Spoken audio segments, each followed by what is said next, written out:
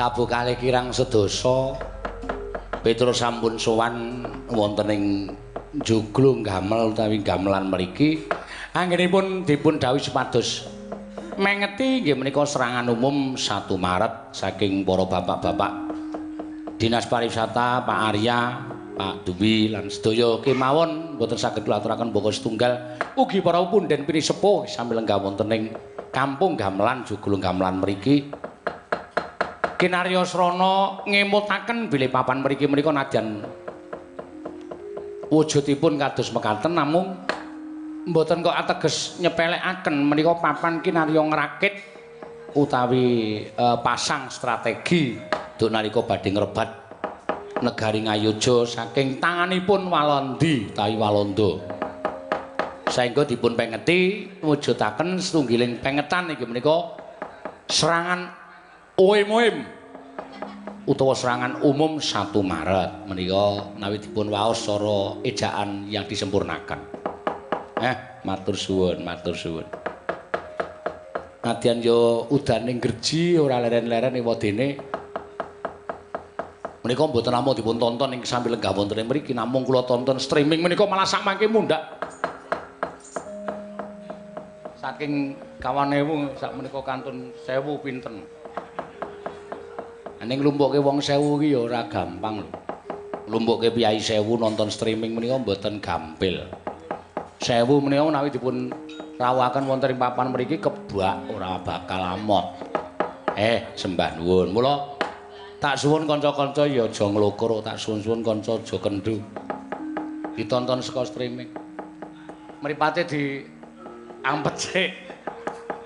Mergo nek nganti mengko tukange streaming ngono nyedhake kamera. Lah konangan sapa sing ngantuk sapa sing ora ewadene kanca-kanca ki arep duneke ngantuk ning meksa kumbi mesa selah nek wis dibuktekke lumantar video wis ora iso yo iki pancen aku tak akoni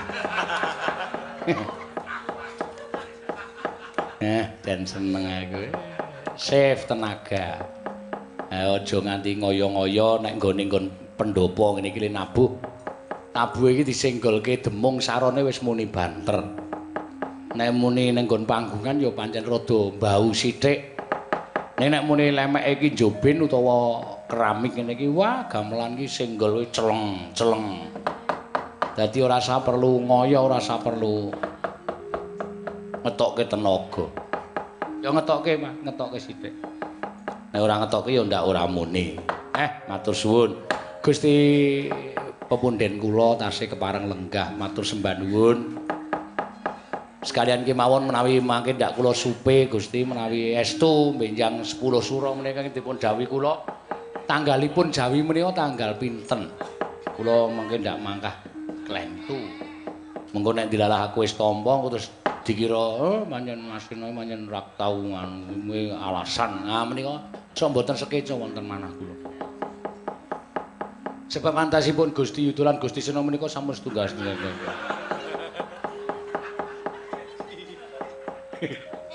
Ayo piye? Saking panjenengan iki saking merakyate iki lho nganti ya wis karo kawula karo sak kula menika ming kawulane ning Gusti menika luar biasa le.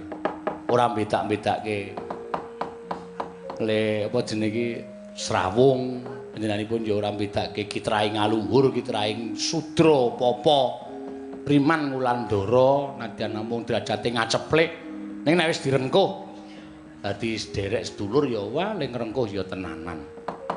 Matur suwun, matur suwun. Di aku supitan ya rawuh. Wah, ora ketang le parkir 2 kilo. Bareng tekan omahku muring-muring duka-duka. Ampun nganten nika ora ana nggon parkir kok ya Gusti. Nyuwun pangapunten, pangapunten. Kula mboten butuhaken parkir, kula mboten butuhaken napa-napa, sing kula butuhke sumbangan sampeyan. Kedep tasma aku nyawang selendang biru.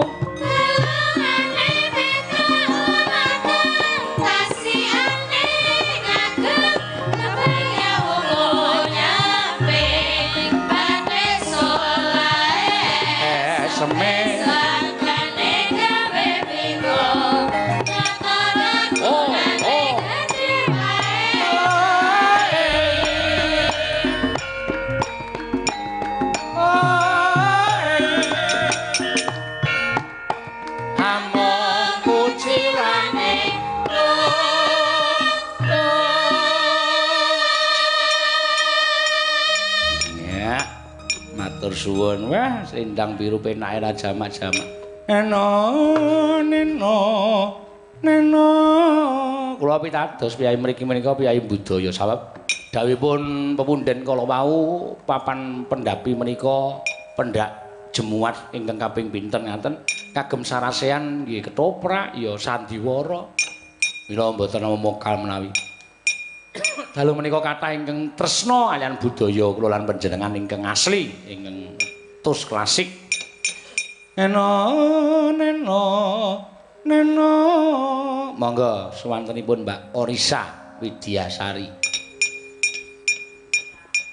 ingkang mepet nomor 2 saking kula menika wah jan nyewake janji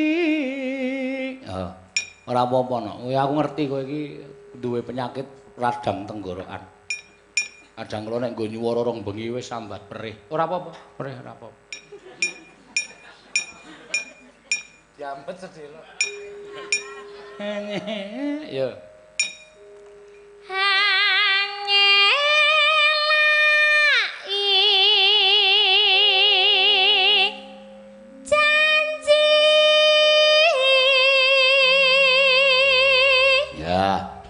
Selendang biru. Selendang biru.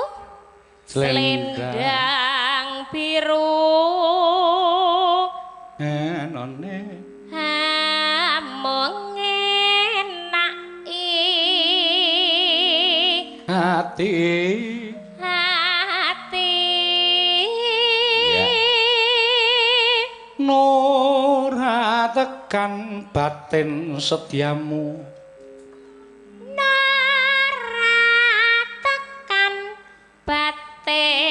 Setiamu kanca-kanca yuk selendang biru jan ya isih padha ketok melek kabeh saka wetan tekan kulon tak rungokke ora ana sing gotang siji-siji ya kabeh do muni kabeh tatapana janjimu tak tung nong sing sayo sing rukun tibake songo undang Kang Gareng karo Bagong ndak ngomong dhewe ora ana gunane monggo Mbak tatapana janjimu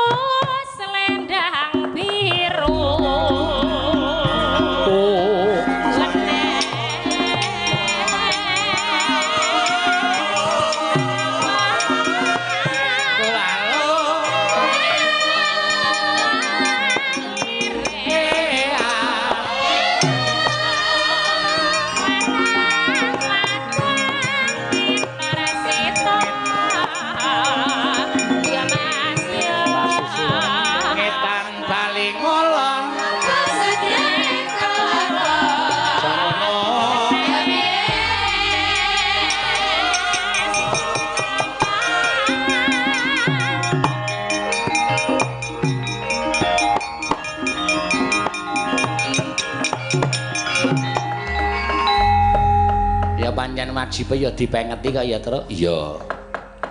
Mergo nek ora ngono ndak ora padha kelingan marang masa-masa perjuangan biyen. Ha iya.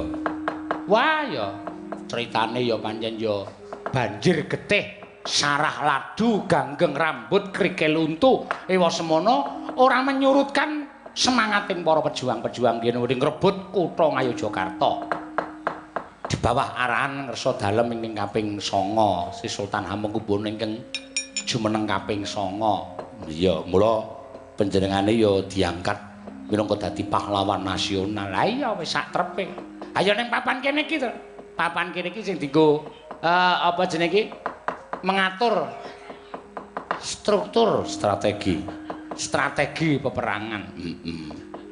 Neng jero kono kae isih ana lenggahe kursi sing dienggo lenggah ngersa dalem sing kaping 9. Oh, krukupi lawon pancen diaji-aji. Heeh. Ya pancen bener ya. Ah iya. Mula wong ki ana tetembungan gajah mati ninggalo gading. Heeh. Nek ora ketemu bakul keris lho. Ha iya. Meng dukir. Gajah mati ninggalo gading, macan mati ninggalo ulang. Menungsa mati ninggalo jeneng. Iya. Ngono lho, Truk. Ngono dadi wong urip nang alam donya ya aja mung kebutuhan jeneng tok sing di utamake. Ning jeneng kudu diumake. Beda apa kowe urip nang alam donya nek sawise kowe ora ana terus blas ora dikocapke? Gunane apa? Ah iya. Ngono lho. Nek dadi penabuh ya dadi penabuh sing apik. Iya. Sing pinter, sing semanggem. Saka mangsa wis ora ana, dieling-eling anak putu. Wah, kae lho anggere muni sing gender kae wis. Oh, kuwi jenenge ninggal jeneng. Kae anggere muni sing ngethuk janu wis. Kethuk ora tau kesenggol, panganan entek kabeh. Kuwi jenenge ninggalo jeneng. Ya, ya pancen ngono. Nek kowe dadi sopir ya kudu iso nyopir sing apik. Mangsa kowe ora ana kuwi wong ki eling, wah ora ana sopirane sing ngungkuli baron. Ya ngono ya. Ah iya dadi perangkat negara ya kudu sing iso ngerti karo kewajibane. Ya iya. Dadi dalang ya dadi dalang sing iso melegenda. Kaya Ki Swargi Kinarto Sabda. Ya. Ki Hadi Sugito. Ki Timbul Hadi Praitno kuwi melegenda seprene. Arep wis ora ana ning kasete isih diputer ning radio-radio dan toko obat terdekat. Ha iya. Isih iso dirungokke. Ha iya, bener ngono ya, Gong. Dadine semasa hidup ki diisi tenan uripmu ki dadi apa ngono kuwi ora mung muspra. Iya. Nek dadi pembonang penerus ya dadi pembonang penerus sing iso diinget. Tekan sok jaman mbonang terus ki nek ora sinur wis ora. Wis ora gleleng. Iya. Pengrebab ki nek ora santosa wis ora bakal iso gawe sengsaraning sanak sedulur. Ha iya. Kata-katamu ki jenenge ora ninggalke jeneng ning pancen ya bosok kelakuane. Iya, ya pancen ngono. Mula wajibe para pahlawan-pahlawan iki pancen entuk tanda jasa yang luar biasa. Ha iki sing perlu diperhatikan pemerintah. Heeh. Aku mengusul para bapak-bapak veteran pejuang kuwi ya aja nganti nuwun sewu sugenge saiki kok ora iso mulya, ora iso kepenak kuwi kepiye carane? Ah iya. Mergo panjenengane iki mbiyen sing tata nyawa, tata bondo, bejo utawa diparingi sugeng yuswa panjang ora seda ana ing peperangan. Lah kuwi perlu diperhatikan. Ngono ya, Gong. Iya. Wis saiki kudune lho, Truk. Kudune nasibe padha karo sing do juara-juara kuwi. Juara iki ya njunjung jeneng negara upama badminton. Heeh. Iso juara olimpiade, njunjung negara Indonesia. Dinai hadiah sepirang-pirang. Lah terus saiki tak pikirin, sing ngrebut kemerdekaan iki piye nasibe? Iya ya Gong. Ah, kudu diperhatikan. Ora kok sing pejuang manggul bedil tata nyawa. Saiki jamane wis kepenak isih sugenge isih rekoso. Ah, iki jenenge urung iso sak traju sak bobot. Iya, mula wajibe pancen kudu dipikirkan. Heeh. Papan-papan petilasan perjuangan ngene iki ya kudu digatekke tenan. Iya. Dibangun. Aja nganti ngilangi apa jeneng ciri khasnya yang sesungguhnya. Ning kiwa tangane dibangun ra masalah. Diwenehi prasasti. Ya. Supaya mbiyen kene iki untuk mengatur strategi peperangan. Oh iya. Apik usulmu, Gong. Ah iya aku arep wong kaya ngene iki nek muni gelem ngomong. Ora masuk ngakal kok. Ah iya. Tegese iki iso tok candhaki ngono lho, Tru. Ah iya, HP ning bener kok. Omongane Bagong iki bener. Ayo ta, Tru? Iya. Ya kudu padha, kudu sak tundha, sak bilik-bilik tegese kudu sak traju, sak bobot. Iya. Apa awak dhewe iso menang? Apa awak dhewe iso ngrasake penak nek tanpa perjuanganing para pejuang? Apa awak dhewe iso ngrasake merdeka nek tanpa perjuanganing para pejuang? Mula jroning merdeka iki nganti awak dhewe iso njunjung jenenge negara, ya pejuang-pejuangku ya mbiyen sing njunjung jenenge negara iki melepas dari belenggu penjajahan. Bener. Mula dhewe wajibe matur nuwun ya ning iya, iki nglungguhi klasa gemelar kok. Wis digelarke, wis diresiki ming kari nglungguhi apa ta rekasane? Heeh. Mula wajibe ngisi kanthi kerukunan, katentreman, manunggal, sayuk rukun, tetep jaga marang NKRI. Apik kuwi. Ning apike iki nembang sik wae reng iya ya. Kondakne kuwi omong terus malah juarai. Oke. Mumpung Gusti Bendara isih kepareng lenggah, ya. Panjenengane iki ya tresna karo klasik-klasik, ya. Tak pisungsungke, Tru. Pisungsungke kagem panjenengane khususon, ya. Gusti, merga iki toke kok yahene kok durung kundur iki mesti tekan biar iki, Tru. Heeh. Ketoke tekan rampung iki. Heeh. Ya ora apa-apa malah awak dhewe seneng to Gusti kepareng lenggah. Ya biasane ra kersa ning kono kuwi ning angkringan. Heeh. Nosul nonton wayang bola-bali nonton awak dhewe ya lenggahe ning angkringan. Heeh. Ning Pratan. Ya. Ning ngisor wit ngono kuwi Gusti iki senengane ngono kuwi kok. Ora gelem ning kursi. Ra gelem. Iki kok menawa cedhak terus padha ngerti karo panjenengane padha prisa mula terus nganggo batik. Iya. Lenggah ning kursi ayo ning daerah kekuasaan. Ah iya. Daerah kekuasaane njur kekuasaanmu ngendi? Lho, mbolong. Ah iya. Ya. Yo, Kutut Manggung sing nyekar Mbak Ayu Purwalestari. Ya, men dipisusungke karo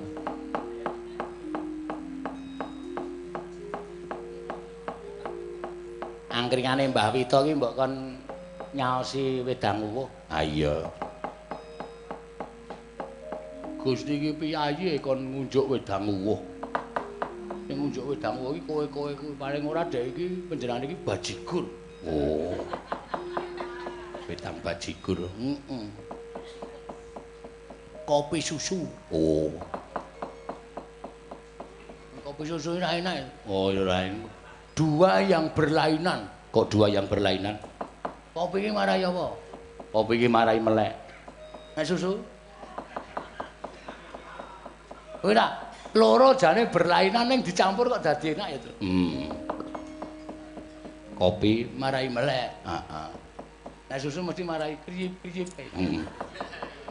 Kok dicampur kok enak. Enak wae wong jenenge wedang ora.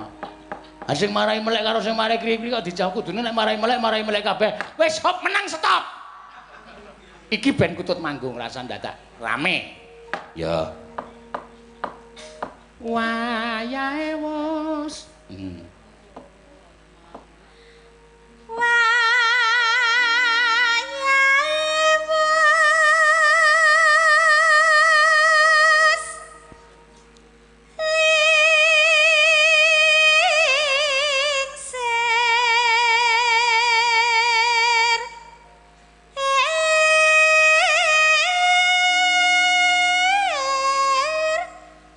Iki padha pas iki uga ana pamundutan Kutut Manggung saking Mas Budi ndukuh pejek botong Baja Beteng.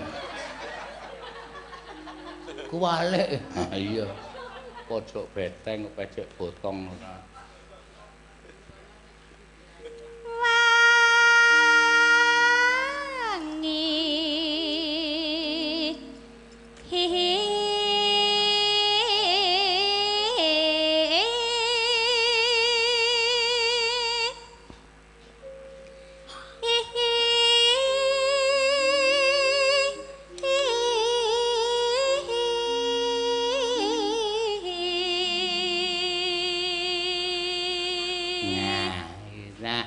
Suarane ayu iki pancen wis dadi ya. Iya.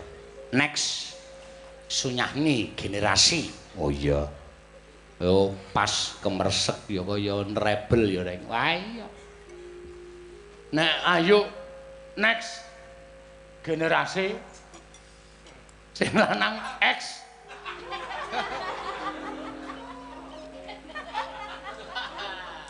Next karo X.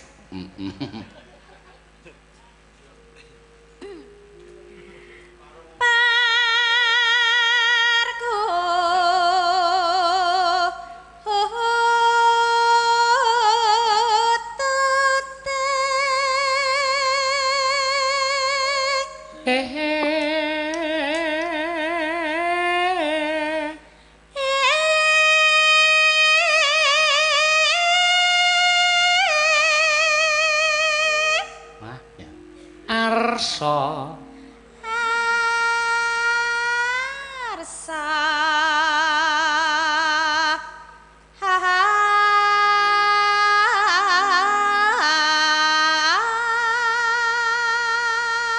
Moni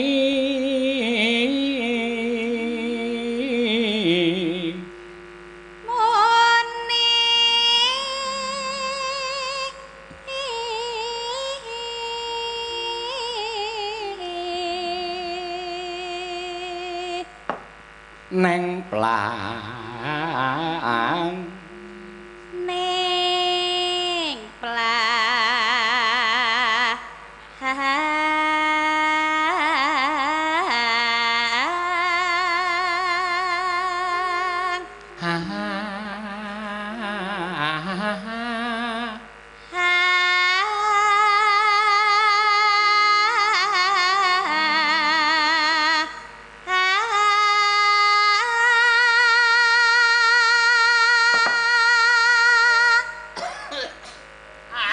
Rasido.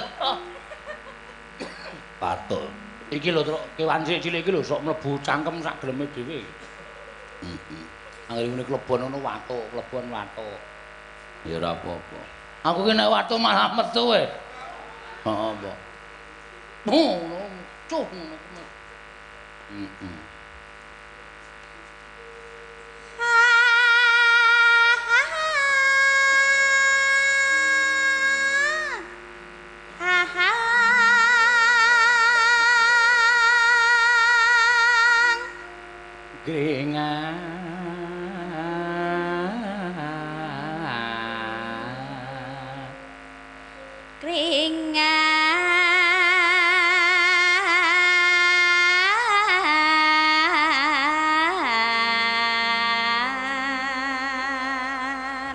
Coba rada tok keneske sithik iki mesti wis memper.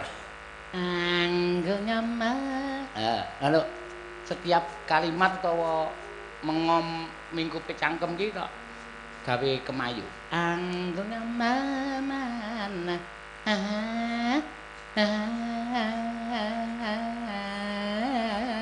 Wah, mesti apik. Heeh. Mergo sinden ki ora mung swara tok. Ning kenes pasuryan kudu mesem. Ya. Sinden ki ora kena rupa di depan penonton kok besengut. Ah iya. Marai ngantuk. Heeh. Tur penonton ki nyawang ki ora seneng. Sinden ki arep muni kudu nyengenges terus.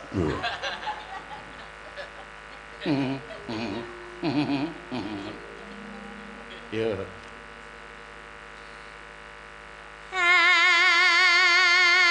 Anggung nyamar. Ya. Manas. Haha. Haha.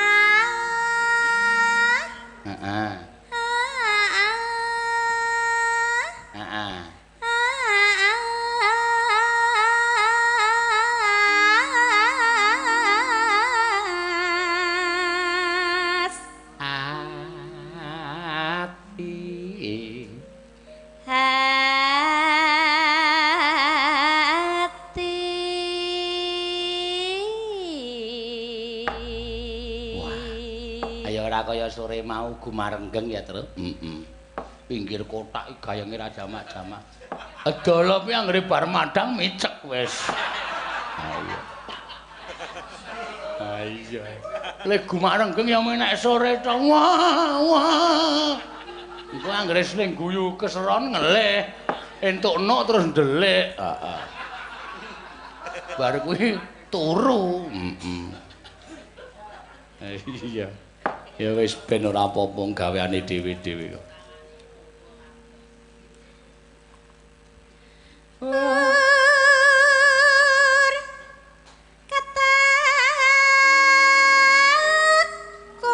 Iya.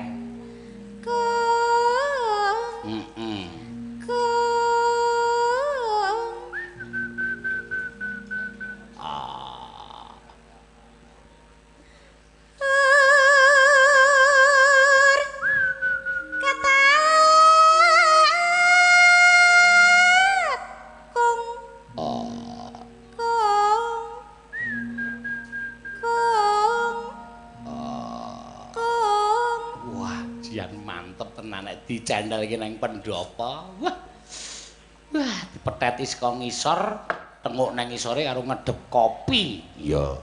Mongko kopine kopi lendeplok dhewe. Kemrampul ae lho, Truk. Gulane gula batu. Weh. Banyune anyep. Ali arep krasa legi. Sok kapan iki? Meneng ta iki lagi mbayangke kok senengane dicempaluki ora. Heeh. Menteti cetet-cetet anis jeneng kopi iki selera kok. Kopi iki ana sing seneng legi, ana sing seneng pahit. Oh, nek kaya wong tuwa kaya aku ki rak senengane pahit. Nyeruput kopi, seruput. Ampase neng untu kabeh. Meteti manuk cetet-cetet. Ora to. Ora to. Wah. Kaya wong mukti kae, kurungane ukir. Weh. Ukir naga. Naga sastra. Ha iya. Nek kaya aku sing umur sakmene iki paling ora ya nek ngingu ya jalak uren. Wah, apik kuwi, Tru. Ya manuk cerewet kuwi. Ha iya. Mangane akeh, teleke akeh. Tenguk nang ngisore karo es dawet. Waduh. Temonja ya. Karo nyamikane saora-orane ya omlet. Kowe doyan omlet kok? Doyan. Jijiki, Tru. Omlet ki ndok nai daging ae lho. Kaya wong duwe kok. Wah iya. Ndahar omlet karo manuke cuwet toti turu tatoti turu tatot. Piye ora gleleng. Kowe nang ngisor apa gong le tengok nang ngisor jembatan. Waduh. Ngedep wedang. Aku iki senengane wedang jeruk. Manuke manuk nek ora sing iso omong ora seneng aku. Contone apa manuk sing iso omong? Beo. Wo. Nuri. Sing larang-larang ora mung kutut. Apa kutut mung gur ketekuk ngono to ora iso. Jalak uren ki mung manuk murahan. Waduh. Aku saurane beo. Weh, kandange wesi, aku tengok nang ngisor kandang. Heeh. Ngedep wedang jeruk, nyeruput wedang jeruk, nyamikane martabak. Waduh. Martabak spesial 36.000. Waduh. Dadak omongke regane. Ayo men ngerti kowe kok ya, ora mung sing biasa. 12.000 tipis. Ha iya. Spesial, istimewa. Oh, nyuwil martabak nyeruput. Oh, beone dipetheti. Wah. Culing, culing. Kuwi beo apa pandi besi? Beone arek omong celingsik terus kowe goblok banget ya kowe. Ora ngerti manuk kowe iku. Ah ya wis men karang ya ora apa. Terus muni piye? Assalamualaikum. Wah, aku saka ngisor Waalaikumsalam. Beo le tuku nang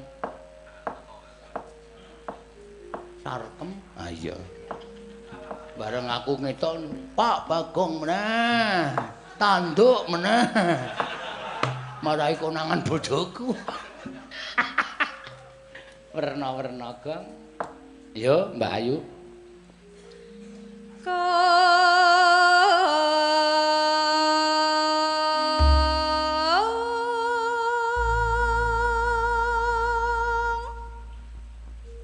Saya dalu mundhak asri. Saya Teko meneh dolope. Wis bar madang wis. Mengko bubar mengkari nelek. Mbah ya wis mentoga kowe kira.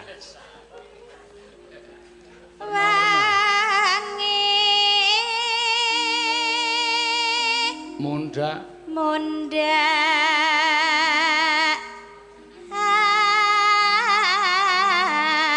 asri.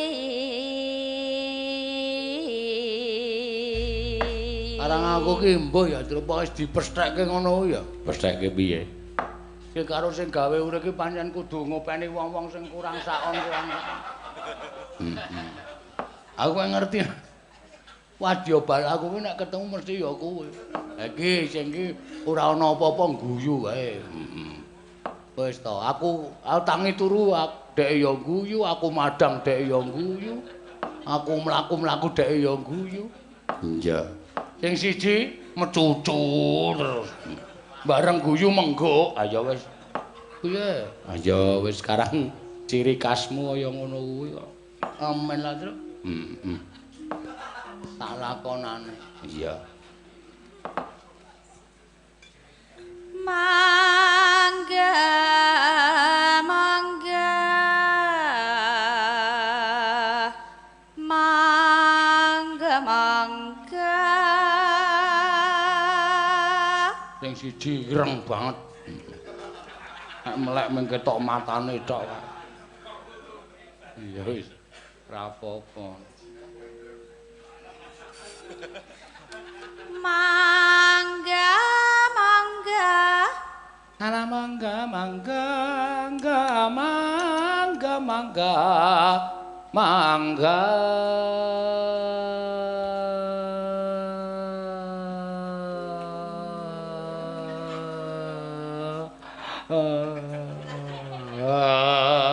Nganti entek napase. Penak banget iki kaya wong ndronjonge lho.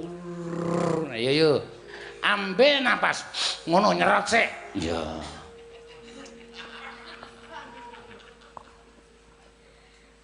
Ala mangga mangga mangga mangga. Yap. Mangga.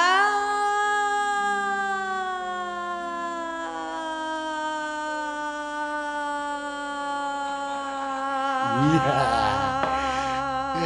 Ya cengkoki dhewe ya. Bojoku tak kon latihan ngono ki malah kepentut-pentut ra karo-karuan. Heeh lho. Mangga mangga mangga mangga mangga. Tetet. Ayo ngampet kaya.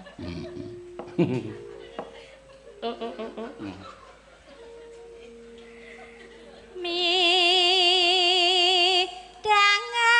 ingkang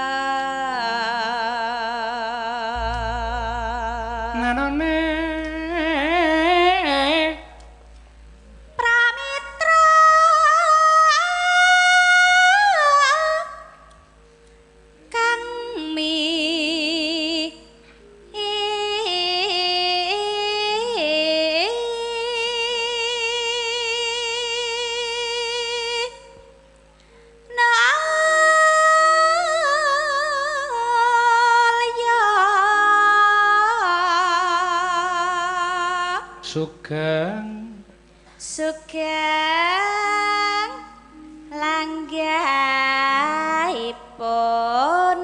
Gusti Yuda. Panjenengan ora tau ngendika ping karo sikate munggah medun.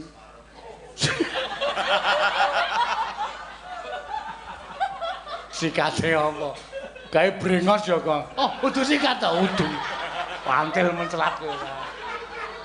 Iya, kurang ajar wis ya. Kene iki jan ketelnan Gusti iki. Ning ketoke disemir ketok ora ya. Ombian wis putih kok saiki ireng meneh. Ayo tampil anu jiwa muda kok padahal. Gusti ki nek muni nunggang nitih kendaraan roda papat ya ngejak lunga aku tak sopiri ya ora gelem. Bareng tipe dipunit di anu iki ceklek ngono wis. Kosokan ning kali. Campur sari. Turung gawa sabun. Wah, sabun go ngapa? Ah iya.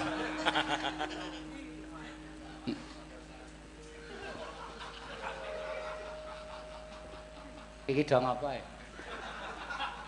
Ana gara-gara ning saringin kana. Mau ra ana tok goleki. Bareng ana tok seneni. Awang urung lucu wis cengengesan ora. Anggep kowe iki. Coba kiwa tengen iki rasa do guyu nenge wae ora golek kanca. Arang kowe iki golek kanca guyu e. Maune ngejak sing anu kuwi main lampu kuwi. Anggere dhek guyu. Sing main lampu meneng wae. Kowe iki ngopo? Terus kowe pindah ning nggon demung. Sing demung jak guyu. Ngono ya. Ngono wae. Pindah meneh ning nggon bonang. Wae kancane nek serang guyu dhek engko mati. Oh. Karepe iki tumrape dhek lucu, tumrape wong liya ora lucu kok ngejak guyu ora. Ya wis ben. Mangga. Atur ya. Sare sare ya landep kutut mangga jaluk ngombe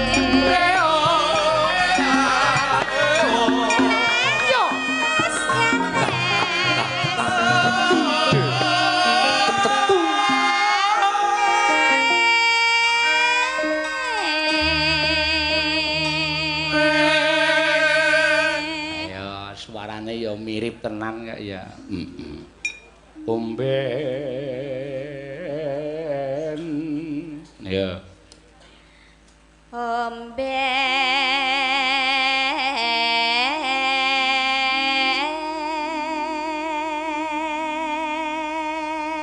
Iki nek cara penyanyi niki Astrea iki ya ah iya. Ya saimbang karo Titik Vespa. Titik Vespa. Nek lanang ya Edi Slitonga masih ada. Ada ngerti aku. Mutar. Iya. Ben omben omben omben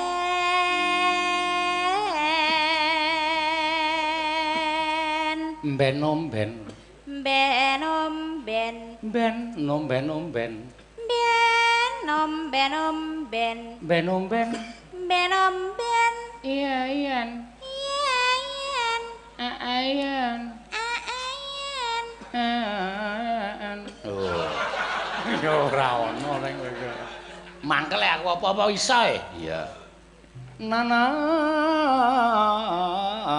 ya nana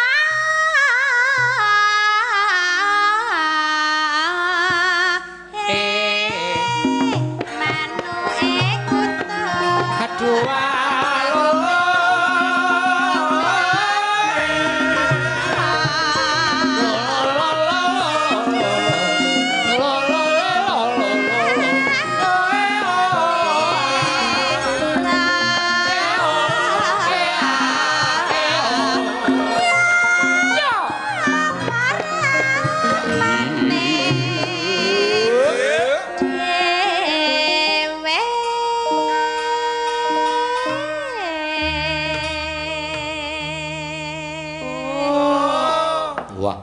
temon jenengan. Awen. Ya terus. Pakan.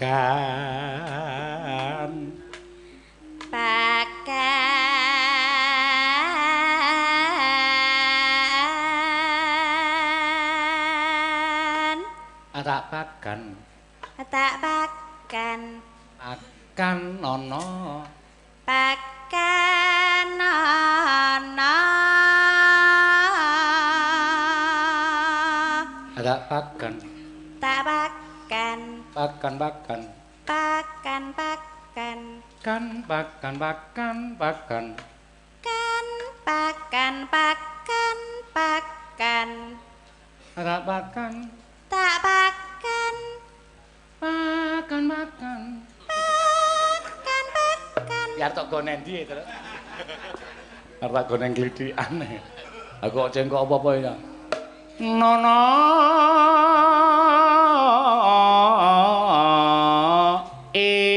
Ya, coba. Nono.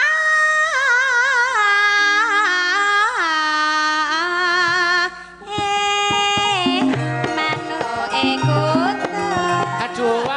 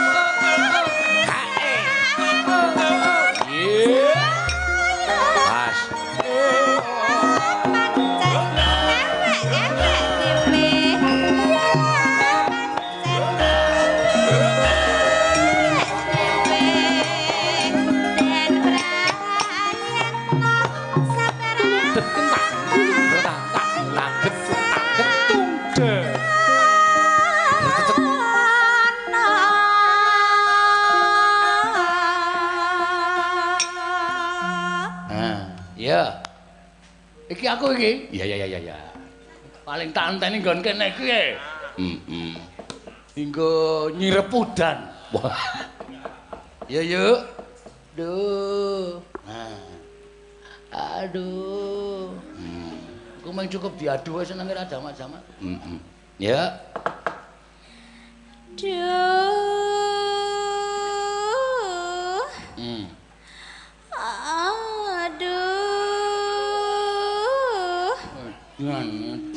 Jan. Piye kok? Digeser ngulon. Oh iya. Coba tatin ki nyok sambat ora? Duh, ya. Aduh. Ya, Tin. Duh. Aduh.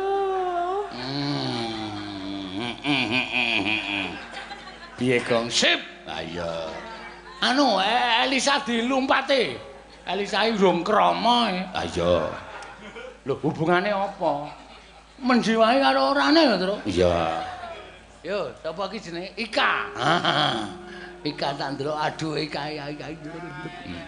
Kaya ngapa? Ora do geger sik. Iya, coba kaya apa? Duh. Aduh. Wis cukup. Geser ngulon meneh. Ya. Aduh. Nah iki.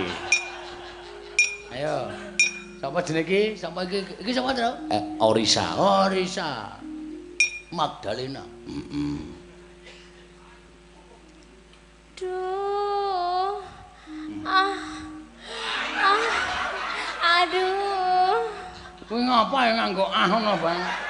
Aku ora mung butuhke aduh ta. Ora butuhke Iya. Geser meneh, akeh saya. Iya. Pokoke engko tekan iki sing mesti ora aduh Prastiwi iki. Ha iya. Prastiwi paling ming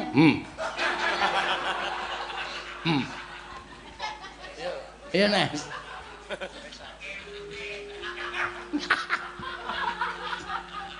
Ayo, Nes. Aduh. Duh. Aduh. Wah, edan. Kaya ana pedhotane.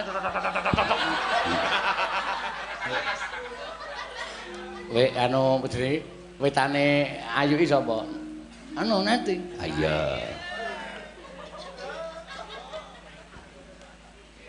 Neti ki nek aduh basa.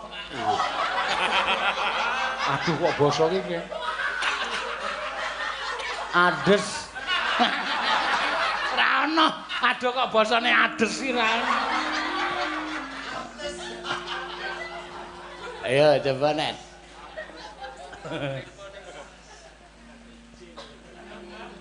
Ayo. Duh. Aduh. Oh ya. Ayo wong ra kulino aduh ki kikuk. Iya. Mesti malah guyu malahan. Duh. Kowe iki ngapa? Ayo. Ayo terakhir apa? Prastiwi. Ah iki. Kiye.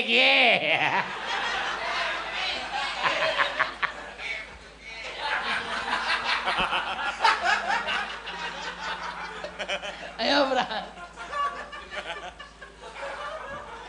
Duh. Kowe lah nyolong pethek iki. Aduh. Ngaleman iki.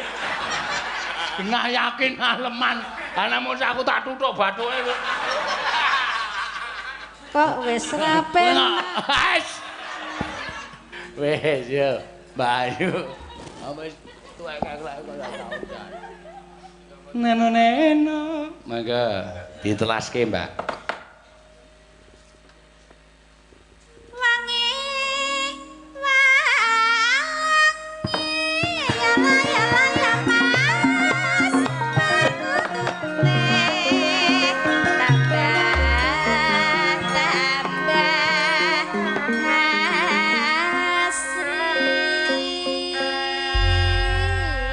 Ya Mas. Genti kowe, Truk. Tong tir tong kantong Petro. Wah, jan kaya cara mbiyen. Petro anak kuwuk. Gareng anak celeng. Kudune ora ngono kuwi. Iki nek cara simbah-simbah mbiyen. Tong tir tong kantong Petro anak kuwuk. Bagong anak bangkong. Semar anake wong Kowar, Nala Gareng anake Pak Dokter. Dokter kewan, ndasmu. Oh, salah ora. Nembang apa kowe, Truk? Cara mbiyen ya, cara kuno ya, larase dimenyurake. Oh, laras wangi kae. Heeh, jahe wangi kok laras wangi ya ana, Truk. Longeng gadong, ngono kuwi. Kurang dhuwur sithik suaramu. Ya. Longeng gadong rumambat wit krambil gading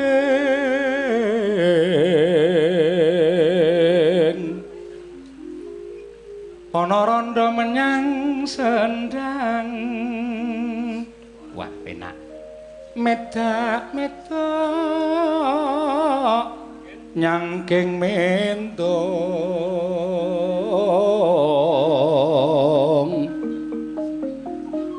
mano podhang kan mencok neng papa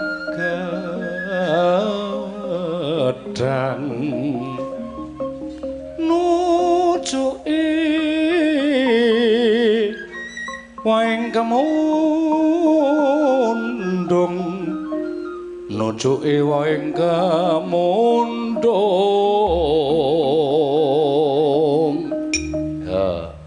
Kyai Duda ngombah jagung kepleset ke cemplung kedung yang piung nyanak momongen piung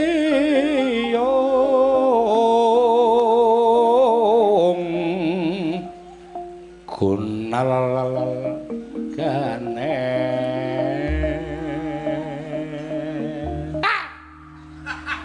mangkelake sengit aku anggere pamer swara kaya ngono bisa apa kowe lungeng gadong keduren lungeng gadong rumam kalah swara karo kowe luwung ora dadi kakangmu truk rumambat wit krambil gading ya anaranda endi usih to wah gere muni ana rada kok endi menyang sendang metak-metak nyangking mendong terus manuk podang 7-8 mencok nang papa gedang nujuki waing kemundung nujuki waing kemundung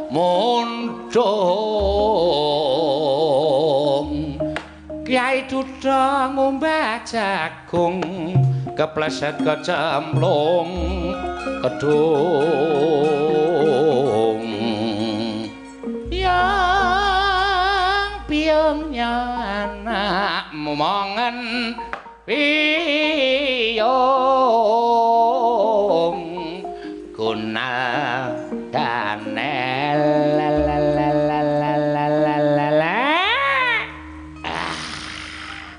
tibake apa to? Sarayuda. Ya, aku ning anu lho. Ya ora bligung lho. Lah kok ora bligung apa? Lho, jare padha wuda. Sarayuda. Oh, Sarayuda. Mak aku gemang dipondong sing klambi abang. Wah, joget iki le. Ya.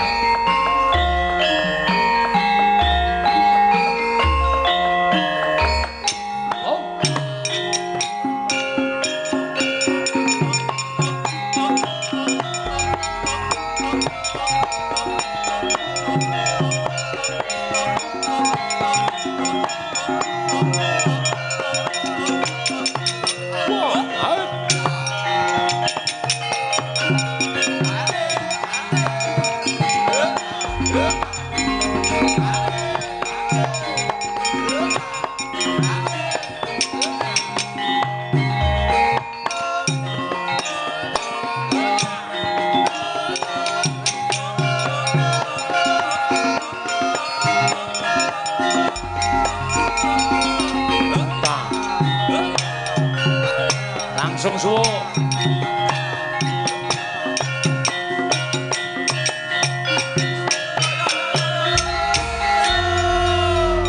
Kowe apa kowe kok ming saknyuk? Ora nganggo kriya-kriya tansah sikrak. Aku nek nggo jejer. Kuwi nek nggo adegan jejer. Nek cara pamulangan pedalangan Ayu Jakarta ngene iki terus bar joget suwuk. Terus maksude lho, iki rak mengeti serangan umum 1 Maret. Monggo iki mbiyen iringan dienggo maju perang. Sarayuda kuwi? Heeh.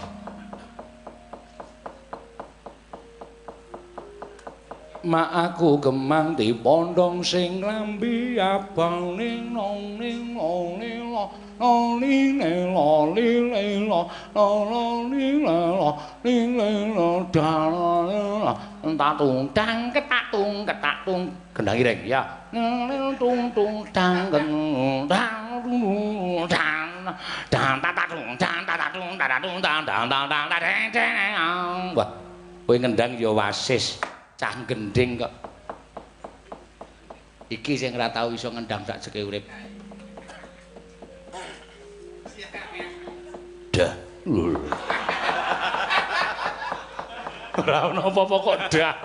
Aku ngendang. Oh iya iya. Isen aku dinake ora iso ngendang. Ayo coba kaya ngapa? Mak aku gemang dipondong sing trangkang telat. Mak aku gemang dipondong dang tak dung tak dung. Aku wis pas ya. Mak aku gemang dino dang dang tak dung tak. Oning lono dung dung tak. Dung tak dung dung tak. Tak. Tak. Oning lono tak tak dung tak. Ora bener. Tak terang ngopo? Direp barang ki ngopo? Direp barang ki ngopo? Ora nganggo rep reman, ora nganggo rep reman. Engko nek ana sing nuwun para miyarsa, ora. Ora iki ora ana MC-ne kok gak tak terang. Nuwun para miyarsa ngono. Iki ora ana MC-ne kok ora iso ngendang to kowe. Nek buka ladrang ki piye? Tak tak dung dang, tak dung tak gong. Nek lancaran dung dah dung dung gong. Piye? Ketawang. Tak ketak dung dah. Tak tak dung dah dung dah dung dah dung dah dung dung dah. Pinter ya jebuna. Nek gangsaran tak dung dung. Tak tunda. Oh tak tunda dana. Ganjur tung tung dung dung dah. Aku ki padake coba nek kira-kira iso nek suwukan ladrang ki piye? Tak dung dah, tak dung tak dung tak dah dung dah tak dung dah. Nek suwukan ketawang. Nek suwukan ketawang ki aku urung ngapal waton dijukuk kendange suwuk dhewe-dhewe. Dungkulmu melocot ora. Mak aku gemang dipondong sing klambi abang lelo lelo lelo lelo.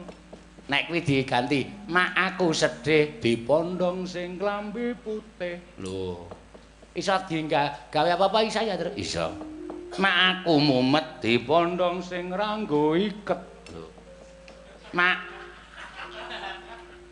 aku migren dipondong sing mlebu mbluwen. Lah.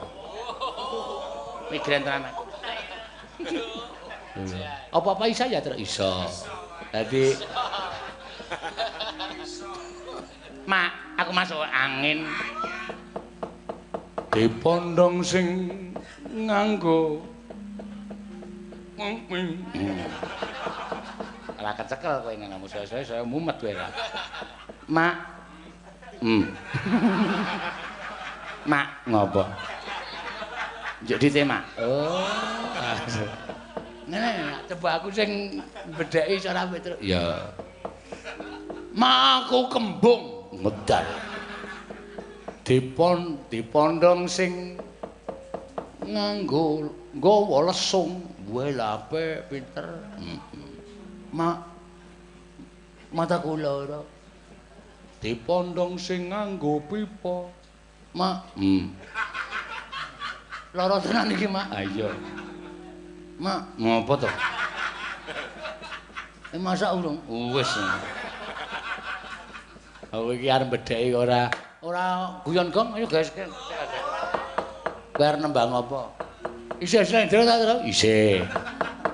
Sing kepenak wae ya. Cara mbiyen ya. Slendro. Dayoke teko. Ya apik mesti kuwi. Ya urung karuan. Ya. Coba kaya apa? Buka saka apa kendang le. Tak tak dung dung dung dung. Oh, no ne no ne no no no. No. Yo, terus monggo dados. Iya.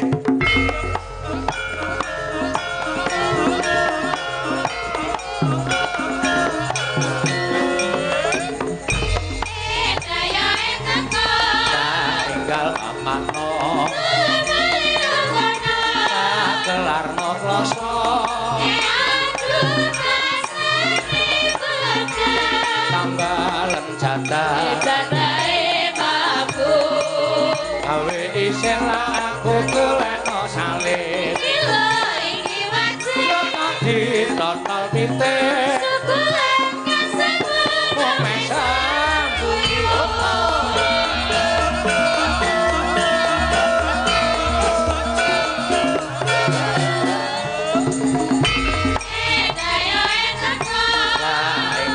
Pakno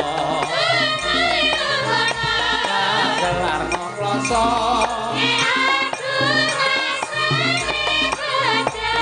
tambalan jadahe babu lah ake golekno salin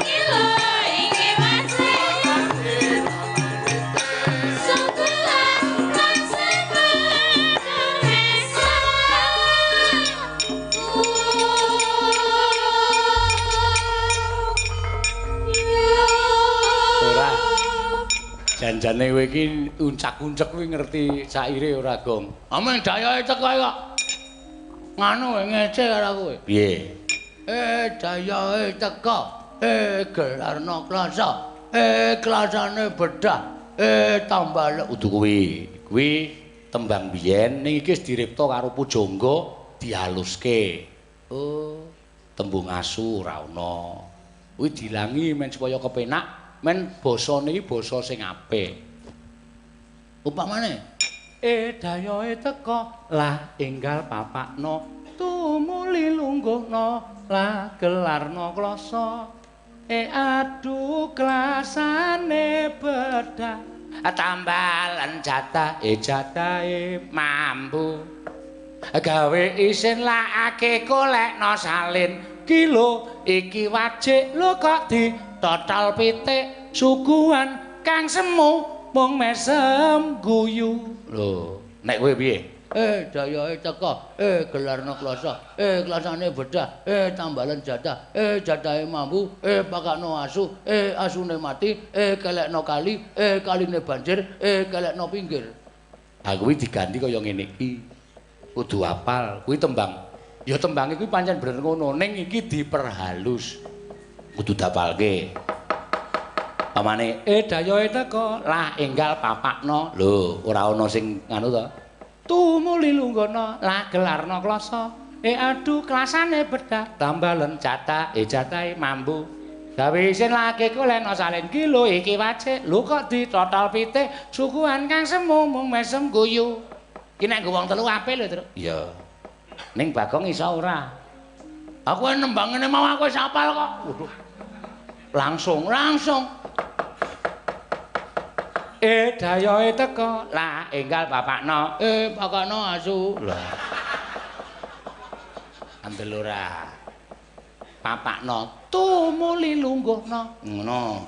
Tumuli lungguhna lah gelarno klasa.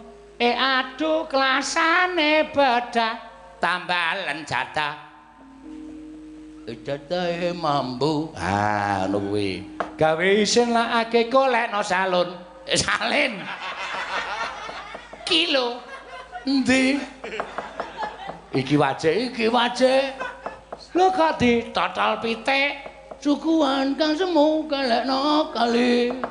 Oh, ora apal suguhan kang semu kok kelekno kali ora. Iki mau jenenge tembang dayahe teka. Coba pisan kas Gong, ngentekke wektu.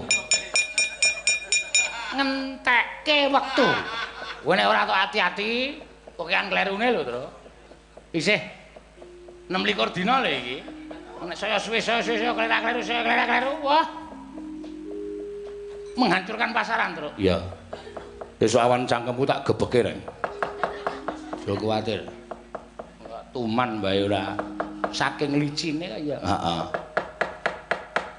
Surup surya wengine wastaka.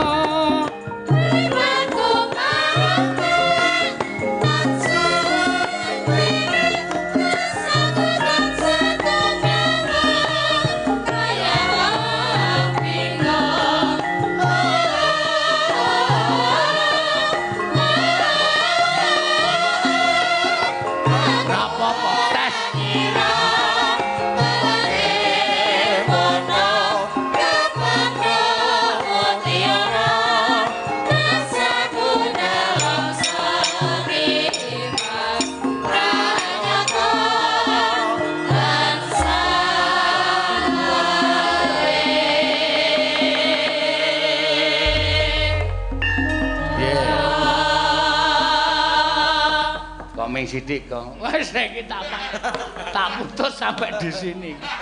Aku nek terlalu lama berhubungan mesti mengakibatkan masalah, mula tak putus sampai di sini. Ha iya. Ngerti sale jalane wis enggak bener. Ha iya. Iya iya. Iya diaturake kae Ndara Abimanyu. Ndara Abimanyu nek gawe apa? Endi? Kae. Kaya ora ketok wae ora. Gak cekak-cekak yo gak. Lakone dirampungke. Ra paripurna ngaso. Ya. Yo isih nyambut gawe. Aku lagar milih anu iki apa? Nintringi sapa sing bakal ketrima uripe. Ya. Ngopo? Ngebosi sesuk perjalanan. Nah iya. Solikin gongso. Oh, ndak cangkeme elek emoh aku. Pas raidit emoh, ndak cangkeme elek. Ya. Suwan Ndara. Janing yaning nalaka kadi langit.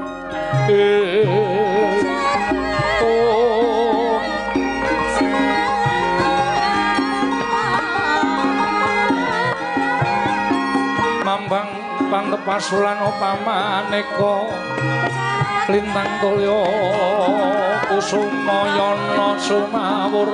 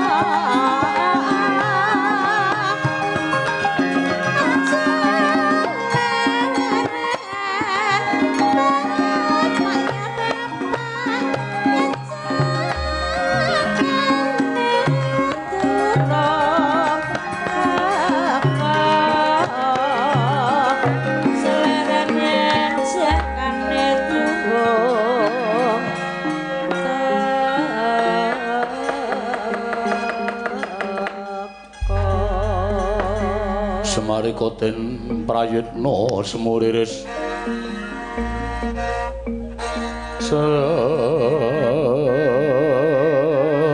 semuriris iko balik titiyane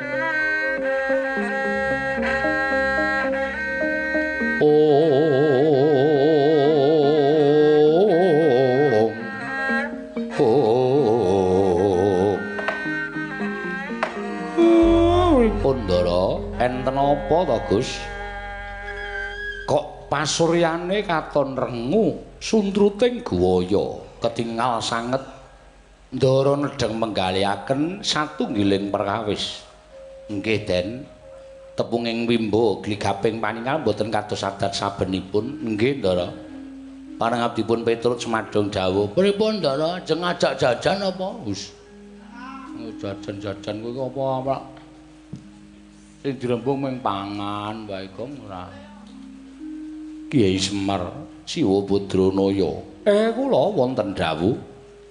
Apa Siwa Semar ora kula pawarta adol pangrungu. Bab napa? Yen to wis ana sak Candraetung klungguhaning dina samengko iki. Pepundhen Pandhawa padha ninggal Praja Ngamarta. Mbuh menyang endi lenggahing para Pandhawa? Wekasan akeh para putra ingkang padha jejaga ning negara Ngamarta. Monggo Abimanyu pinutrakake dening Kanjeng Rama Madukara.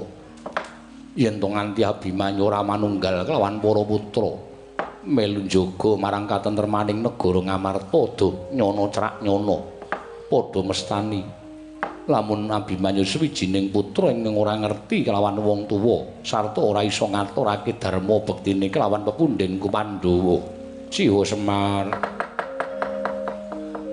Semareka den prayitna samuriris eka balik titiyani gandayani trisanya purnama sasi gilar-gilaran ing tengah latar milang lintang Bima Sekti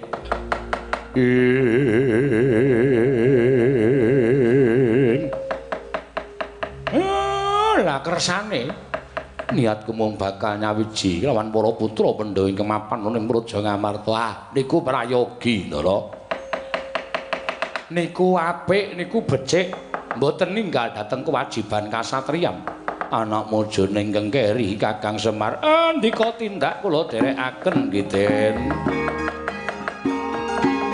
Anut lakuning Kurawa ing ngune patine.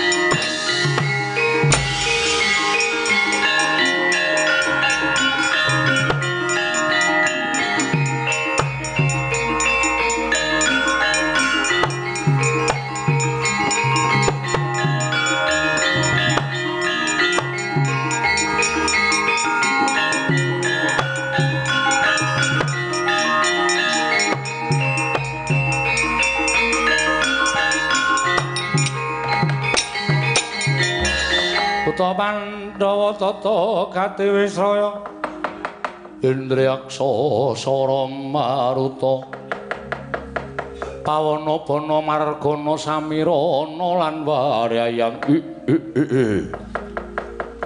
dak sawangska kadohat ana wujuding satriya ditutke Panakawan capapat cacahe. Ora bangling iki anut tumbya ingkang padha ngrasani yen to anak Madukara aran Raden Abimanyu ora bakal lak gawe macak.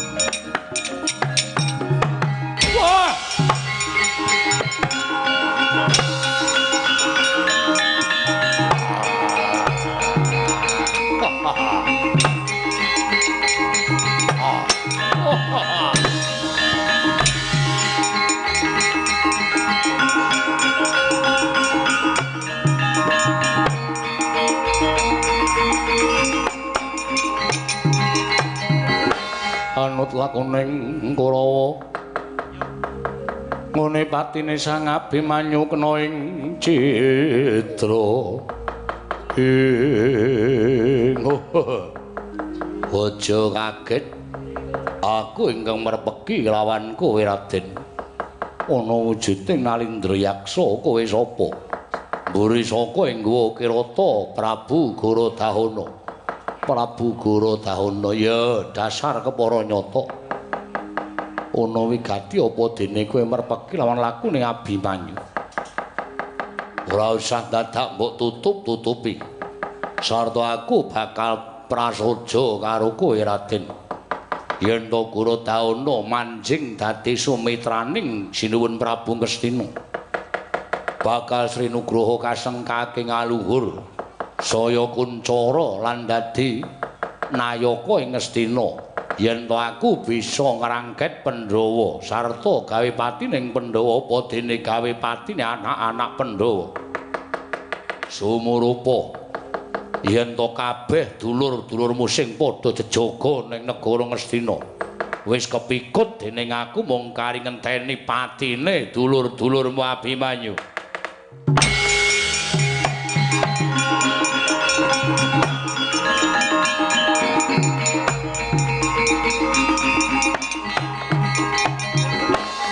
Kagyat risang kapirang rinangkul rinangkul kinembet-kembet dosang ngreknaning bawana ing nggugu karepe dhewe yen to pancen kaya mengkono gage babarna pisan Abimanyu utang nyawa nyaur nyawa utang lara nyaur lara dulur-dulurku ora mbok luwari saka pakunjaran aja takon dosa jaluk mati cara kowe tak sembadani kowe Gorodahana gaglak limpamu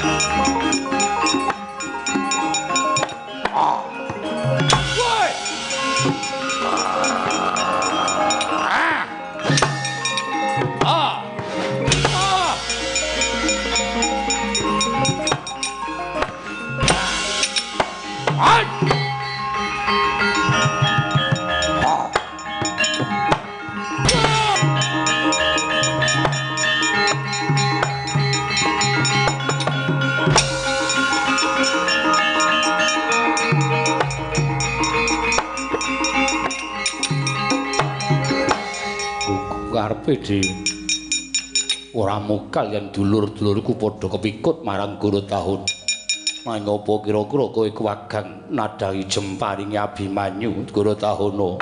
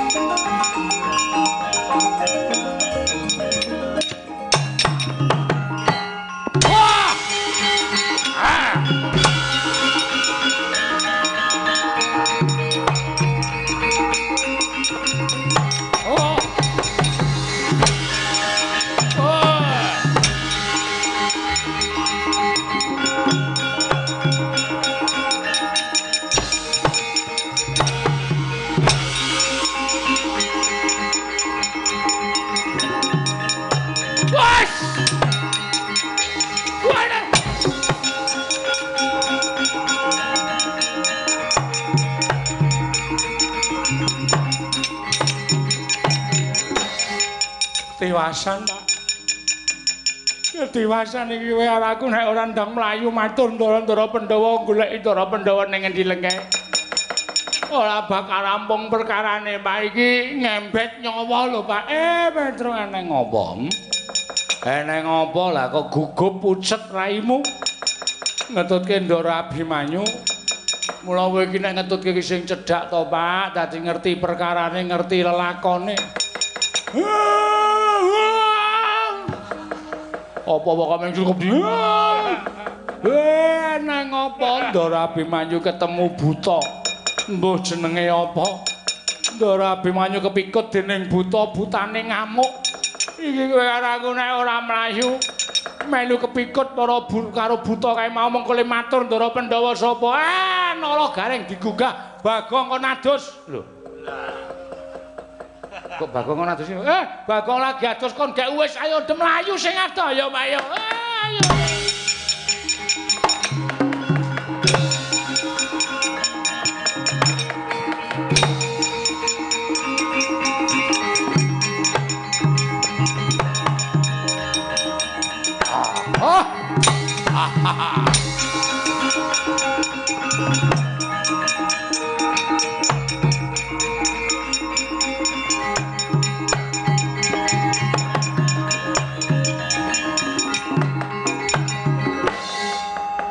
Bono kawane padha sifat kuping. Ora ana ingkang padha wani methuke karo aku ya. Lagune Nata Ndarawati karo Nata Mandraja nganti kadohan. Prabu Kresna mesti weruh menyang endi dununging para Pandhawa.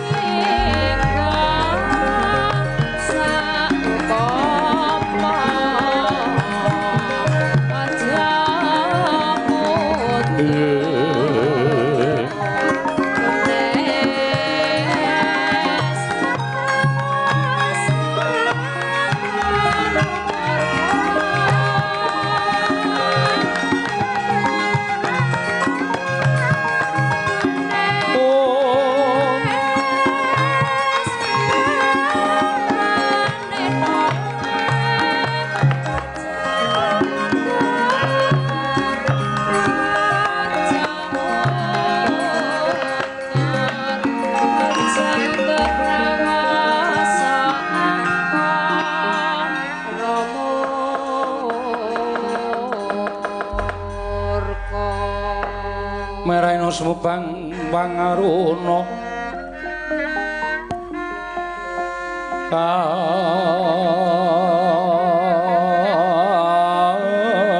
dinetraning uga rapuh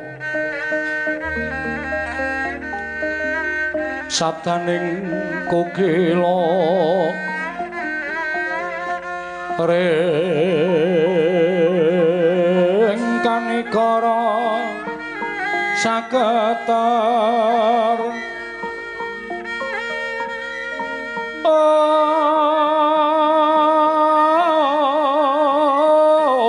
kene donga engkong lir wowo sing pene panca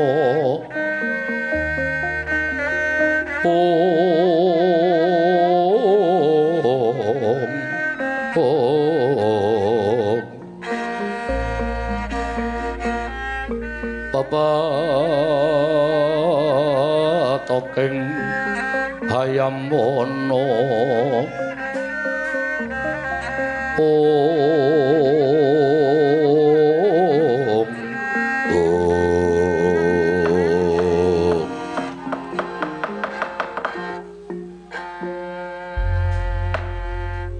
barep kakangku sasuwene mapan ana ing segara wedi nggone Mahasingasamun nglakoni tapa yen dikeparengake aku tak nyuwun mriksa sadurunge nerusake nggone nglakoni semedi barep sedyane apa lan karepe piye inggih Koko Prabu nadyan ingkang raying Madukara semanten ugi kepareng kula badhe cemadhung dawuh kadanging pun Kakang Werkudara apa dene Arjuna wonten maring adawuh barep kakangku piye yektine Syadi durung tak paringi ngerti sarta durung nampa dawuh pangendikaning pun Kakang mangerti ya Yayi yen to sadurunge pun Kakang budal nganti kelawan Syadi prapting ing segara wedi ing mapan ana ing ngareng-areng arga Gajah Mungkur iki sayekti mituhu marang sabdaning dewa yen to Pandhawa ingkang wis tinuding bakal nampa wujuding kanugrahan ingkang winastan Wahyu Pancamaya Werkudara wondene apa to sababe dene Pandhawa 5 ingkang keduga sarta nampa wujuding kanugrahan ya awit para Pandhawa ingkang wis tinuding dening para Jawata minangka dadi utusaning adil mangrurah satrumurka ingkang gumlaroning jagat wondene ingkang angka 2 Pandhawa kinarya tandha manunggaling kawula negara Ngamarta saengga dadi songsong agunging para kawula dasih ana ing jagat iki Dimas Harya Werkudara sarating pandam sumula madangi jroning masarean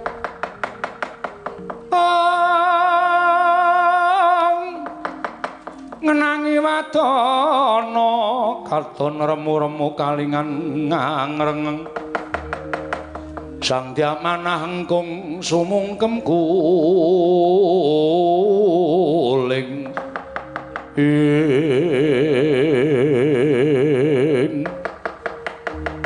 sawetawis para Pandhawa ngrima papan wonten ing segara wedi mapan wonten ing jurang pangarep-arep dadak sakoleng mangke rawuhipun Tandrawati lan Mandura karya kagyat sangya ingkang samya wuninga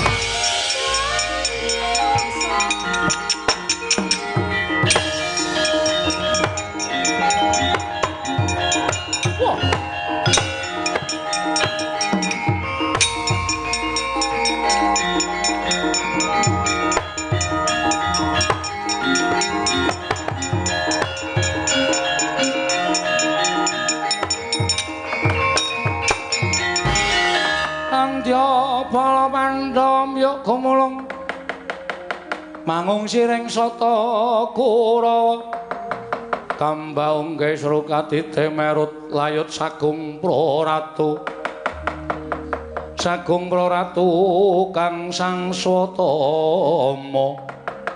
ing Koko Prabu sewu-sewu kalepatanipun ingkang rayi tadah wadana dene kula mboten tetarosan lan maduka Kanjeng Koko Prabu Yayi mboten dados menapa jerancas gegayuhaning para Pandhawa menika utami napakaken tapa brata semedi wonten ing jurang pangarep-arep nadyan semantena tasih wonten kalepatanipun Yayi Prabu mboten tetarosan kaliyan para putra wiwah para sentana ing Ngamarta wekasan sakmangke dados sami bingung bilulungan inggih kalebet dhateng paduka Kanjeng Koko Prabu kula ugi mboten munjuk atur bab menika mboten dados sabab namung mugi andadosna ing kawuningan sak pengeripun Yayi sak ngadang saking negari Ngamarta Ngamarta komplang kathah ingkang sami kepengin amblengket negari Ngamarta kalebet Yayi Duryudana ingkang ngandhuta srayaning Kurawa ingkang pengawak Gorodahana ingkang kedugi damel cintrakanipun para putra satemah kabanda dening Gorodahana Yayi.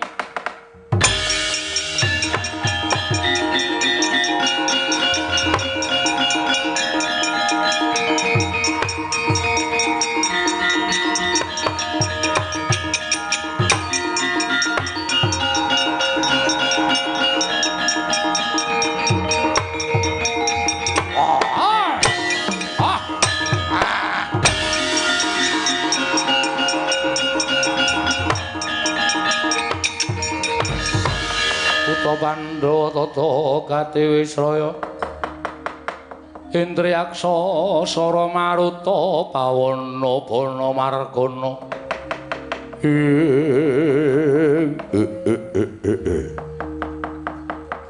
Prabu Puntadewa menika sinten ditepungake wae aku srayaning wong Astina Nalindra ing Guwa Kirata Prabu Gorodahana Prabu Gorodahana ya wonten menapa dene paduka kraya-raya prapteng wonten ing jurang pangarep-arep wonten telenging segara Wedhi dinten sakmangke papan panggenanipun Pandhawa anginipun sami mahasing asamun wektu dina iki aja mbok tutukake nggonmu nglakoni tapa merga ora wurung mengko kowe ora bakal kasembadan apa kang dadi sedyamu awit dina samengko Prabu Duryudana ngutus kelawan Gorodahana cilik bisa mbondo para Pandhawa gedhe bisa nugel guluning para Pandhawa mula wektu dina iki Pandhawa 5 padha tata-tata bakal tak rangket tak sowanke sinuwun Prabu Darma Duryudana ana negara Ngastina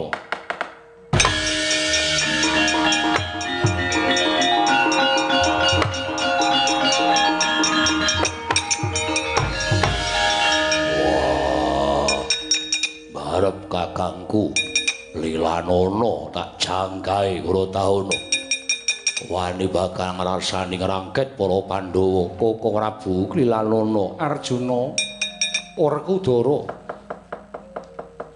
wong kang nglakoni tapa brata wong kang nglakoni prihatin yekti kudu gedhe penggalihe gedhekno watak sabar gedhekno watak ikhlas sapa ngerti Gorodahana iki minangka dadi pacobaning Pandhawa nggone nglakoni padha prihatin dadi lantaran tumedhak ing kanugrahan mula siadi aja nganti gampang kebrongot marang mubal-babaling nafsu semono uga Janaka sirepen nganggo tirtaning kesabaran Gorodahana iki pun kakang dhewe ingkang bakal ngadepi ayo ora usah ndadakake gunem tanpa guna sapa sing kira-kira ora narimakake tandhinge Gorodahana sinuwun Prabu ngaturaken panuwun ingkang tanpa pepindhan dene jengandika badhe paring pidana dhateng para Pandhawa sarana badhe paring margining pejah para Pandhawa anginipun mapan wonten telenging jurang pangarep-arep jer wonten pundi purukipun tiyang gesang menika namung badhe anggayuh mati ingkang sampurna. Kamangka panjenengan sagah nguntapaken pejahipun para Pandhawa teges patining para Pandhawa sakmangke ugi badhe manjing pejah ingkang sampurna. Namung saderengipun sinuwun Prabu, gandeng kula minangka dados tetuangganing para Pandhawa, kula ngaturaken genging panuwun ingkang tanpa pepindhan dene jengandika Sang Nata Prabu Gurudawana ingkang dadi lantaran pejahing para Pandhawa. Mugi-mugi sakmangke Pandhawa pikantuk margi ingkang padhang anggenipun badhe sowan ngersanipun Hyang Mahanasa saha sampun dipun cawisaken swarga dening Hyang Mahamanon. Ateges jengandika sampun mulyakaken dhateng gesangipun para Pandhawa. Kados menapa ta nikmating gesang wonten ing jagat menika boten wonten sak glugut kolang-kaling menawi katanding nikmat mapan wonten ing kasuwargan. Sinuwun saderengipun paduka mejahi para Pandhawa langkung prayogi monggo kula aturi nampi dhateng sungkemipun Puntadewa. Kula aturi nampi dhateng sembahipun ingkang abdipun Puntadewa Drodhok Sang Gurudawana ical wujuding yaksana nggih Sang Hyang Manikmaya.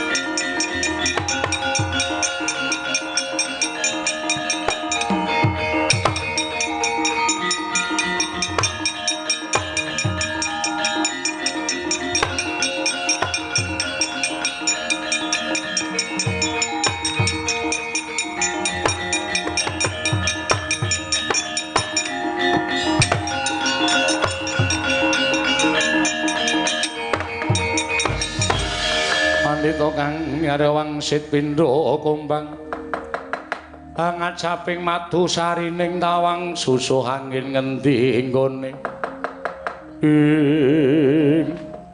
mboten nginten paduka Hyang Adi Pukulun kula ngaturaken sembah pangabekti kula kunju. Iya Darma Kusuma Uluntomba Pukulun ngaturaken sembah pangabekti kula kunju. Kresna Uluntomba Pukulun ngaturaken sembah pangabekti kula kunju. Baladewa Uluntomba Guru hakeku aku aturke sembah. Iya Werkudara Pukulun ngaturaken sembah. Pandhawa Kresna Baladewa lan kabeh lancur-lancur Pandhawa padha sumurupa sayekti ulun mimba wujuding yaksa nampa dawuh timbalaning Sang Asih Prana kinenodi marang kekuwataning Pandhawa nggone bakal nglakoni tapa ana ing telenging jurang pengarap-arep. Jebul tinemuni apa ingkang kita lakoni tetek tangguh lan tanggun. Mbuya miyur marang kahanan apa wae lan mbuya gampang murup sarta mbuya gampang katetangi hawa nafsuning para Pandhawa. Ingkang mengkono kula Puntadewa wis sak mesti lamun kita lan para Pandhawa ingkang padha kumpul ana ing jurang pengarap-arap iki nampa marang kanugrahan ulun ingkang winastan Wahyu Pancamaya Pandhawa.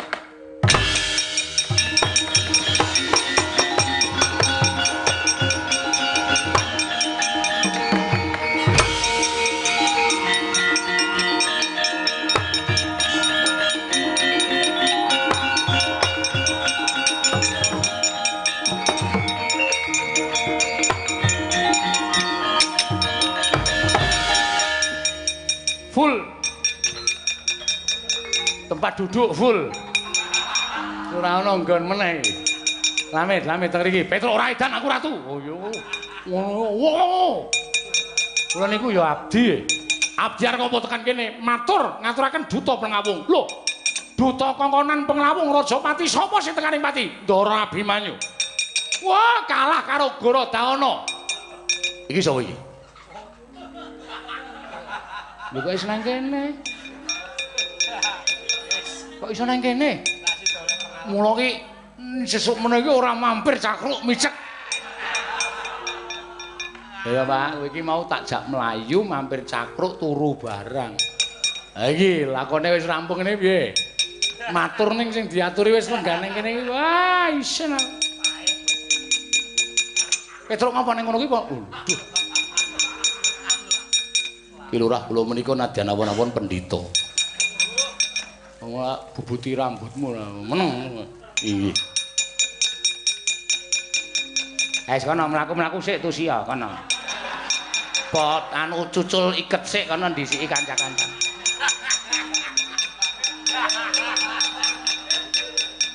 Nolo Gareng nggih. Arep ngopo? Ngaturaken Ndara Abimanyu seda. Sing kandha sapa? Iki sapa iki keleke pirang-pirang iki? Pikulun Bathara Guru to. Ngaturaken sembah pangabekti kula kunjuk Pikulun. Ya ya Nolo Gareng sing ati-ati. Full tenan iki nggone kebak tenan. Mburi dhewe ra masalah.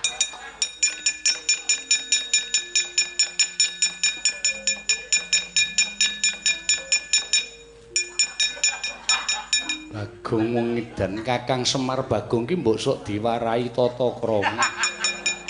Bagong mburimu iki sapa? Wah, Om. Sorry dek minggu aku ora nang kayang. Ayo memuda-mudi ki ana piknik dhewe dadi aku ora iso piknik nang kayangan. Aku biasanya ra sok pamit to. Bathara Guru ki aku nek nang kono ki nek nyeluk Om. Aku nek piknik nang kayangan ngono kae lho. Semar, Kakang Semar iki piye kok kaya Bagong kowe dan iki Bathara Guru kok anggepe karo kancane piye? Piye? Ngapain? Kok ora edan. Iki dong apa iki? Kono kawan Bagong iki mau Pandhawa entuk wahyu. Lho, jare anake lara. Iya. Kairak wahyu sinden. Niki wahyu Pancamaya. Oh, ora ngerti kok. Lho, Tru? Ndara Abimanyu aja urip. Ayo isih sugeng ngono kok isih lenggah kono. Malah Ndara Gatotkaca, Ndara Antarja, Ndara Setyaki. Kowe kae mbedhe kae Kapimenda, menda dasmu iki. Oh, Nara Gareng to tak kira Kapimenda. Ngawur ora senengane. Muga-muga Pandhawa tansah anjayeng bawana. Pandhawa tetepa dadi songsong pepayunging para kawula. Pandhawa tetepa dadi kamanunggaling jagat ngamarta yen bisa jagat saisine Puntadewa.